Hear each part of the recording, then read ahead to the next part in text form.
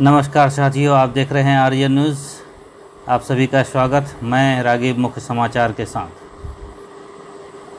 Party मुख्यालय में कांग्रेस कार्य समिति की बैठक हुई, जिसमें सांगठनिक चुनाव 1 साल के भीतर पूरा कर लेने के लिए सहमति बनी। बैठक में कांग्रेस अध्यक्ष सोनिया गांधी ने पार्टी के असंतुष्ट नेताओं पर निशाना साधा। G23 के असंतुष्ट नेताओं को नसीहत देते हुए सोनिया गांधी ने कहा कि मैं पार्टी की पूर्णकालिक अध्यक्ष हूं और मुझसे बात करने के लिए मीडिया का सहारा लेने की ज़रूरत नहीं। सोनिया गांधी ने पेट्रोल, डीजल, घरेलू गैस सिलेंडर की बढ़ती कीमतों, अर्थव्यवस्था की हालत, किसानों के आंदोलन और लखीमपुर खीरी कांड को लेकर मोदी सरकार पर निशाना साधा। श्रीमती गांधी ने कहा कि सरकार सब कुछ बेचने पर तुली हुई है। दिल्ली हरियाणा सीमा पर किसानों के प्रदर्शन स्थल के पास सोनीपत के कुंडली में एक लखबीर नामक व्यक्ति की नृशंस हत्या के मामले में आरोपी सरबजीत को सोनीपत पुलिस ने शनिवार को जिला कोर्ट में पेश किया, जहां से कोर्ट ने उसे 7 दिनों के पुलिस रिमांड पर भेज दिया। गौरतलब है कि किसानों के प्रदर्शन स्थल सिंधु बॉर्डर पर शुक्रवार 15 अक्टूबर को सुबह एक शख्स का शव पाया गया था, जिसकी बाएं हाथ की कलाई और एक पैर की निर्ममता और नृशंस तरीके से काट दिया गया था। आरोप था कि निहंगों ने इस वारदात को अंजाम दिया है। आरोप है कि लखबीर ने गुरु ग्रंथ साहिब के साथ बेअदबी की थी, जिससे गुस्साए निहंगों ने उसकी पीट कर हत्या कर दी।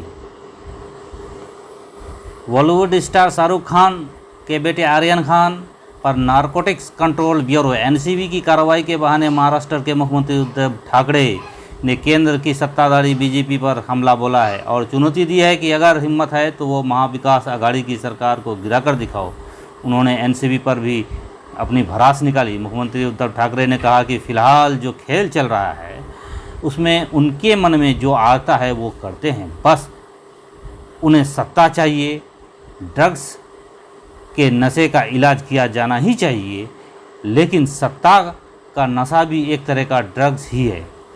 छोटे छोटे चुनाव से लेकर लोकसभा चुनाव तक हर जगह मेरी ही जीत होनी चाहिए, ये भी एक तरह का नशा ही है। इस नशा का इलाज कौन करेगा? अगले महीने हमारी सरकार के 2 साल पूरे हो रहे हैं। हमें तोड़ने का अनेकों बार प्रयत्न किया गया। मैं आज भी खुली चुनौती देता हूं, अगर हिम्मत है तो हमारी सरकार को गिरा कर दिखा। साथियों, आप देख रहे हैं आर्यन न्यूज़ भारत। सही और सटीक खबर के लिए आर्यन न्यूज़ भारत देखते रहें। जो साथी अभी तक हमारे Aryan news Bharat YouTube channel को सब्सक्राइब नहीं किए हैं, जल्द से जल्द इसे सब्सक्राइब करें। आपका सहयोग और विश्वास ही हमारी पहचान है। आपका सहयोग ही हमारी पहचान है।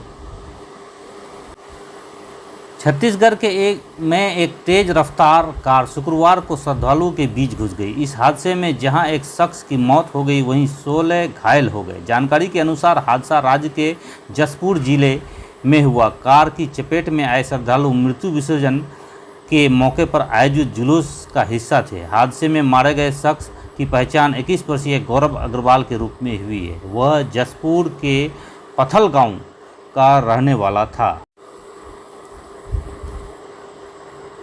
केरल के 5 जिलों में आज अत्यधिक भारी बारिश हो सकती है, जिसके बाद मौसम कार्यालय की ओर से रेड अलर्ट जारी किया गया है। पठानमथिट्टा, कोट्टायम, एर्नाकुलम, इडुक्की और त्रिशूर जैसे जिलों में इस अवधि के दौरान स्वाभाविक बारिश हो सकती है।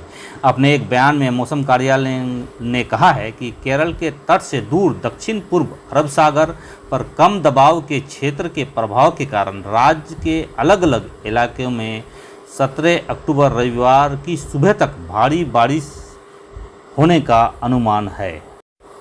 इंडियन प्रीमियर लीग IPL 2021 के तहत शुक्रवार को दुबई इंटरनेशनल स्टेडियम में खेले गए इस साल के फाइनल में चेन्नई सुपर किंग ने कोलकाता नाइट राइडर को 27 रन से हराकर चौथी बार IPL चैंपियन बनने का गौरव हासिल कर लिया है। चेन्नई से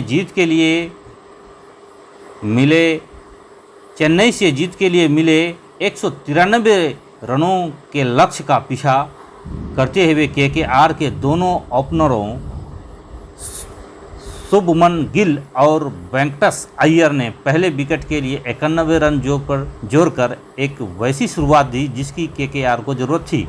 लेकिन एक बार ये दोनों आउट क्या हुए कि फिर कोई भी बल्लेबाज ज़रूरत के मौके पर इन दोनों को रखे मजबूत आधार को मजबूती नहीं दे सका। हालात इतने ख़राब रहे कि दोनों ओपनरों के आउट होने के बाद केकेआर के अगले 6 बल्लेबाज दहाई का भी आंकड़ा नहीं छू सके। पूरे टूर्नामेंट में प्रचंड फॉर्म में रहे राहुल त्रिपाठी जैसे बल्लेबाज को नंबर 8 पर बैटिंग के लिए भेजना इस बात का सबूत रहा कि केकेआर की रणनीतिक दिशा भटक चुकी थी। और जब लगातार नियमित अंतराल पर कभी ठाकुर तो कभी रविंद्र जडेजा विकेट चटकाते रहे, जो चेन्नई सुपर किंग की जीत का मार्ग प्रशस्त किया। टीम इंडिया को जल्द ही नया कोच मिलने वाला है। खबरों के मुताबिक राहुल द्रविड़ भारतीय टीम के अगले हेड कोच होंगे। राहुल द्रविड़ को 2 साल इस साल की जिम्मेदारी को संभालेंगे। रवि शास्त्री T20 विश्व कप के बाद टीम इंडिया के कोच का पद छोड़ देंगे। वहीं पारस महाम्बरी को बॉलिंग कोच बनाने की संभावना जताई जा रही है। दोस्तों, आप सभी से अनुरोध है कि जो अभी तक हमारे चैनल आर्यन न्यूज़ भारत को सब्सक्राइब नहीं किए हैं, जल्द से जल्द चैनल को सब्सक्राइब करें। अपने यूट्यूब में जाएं और वहां पर आर्यन न्यूज़ भारत लिखें और चैनल को सब्सक्राइब करें। आपका सहयोग ही हमारी पहचान है। धन्यवाद।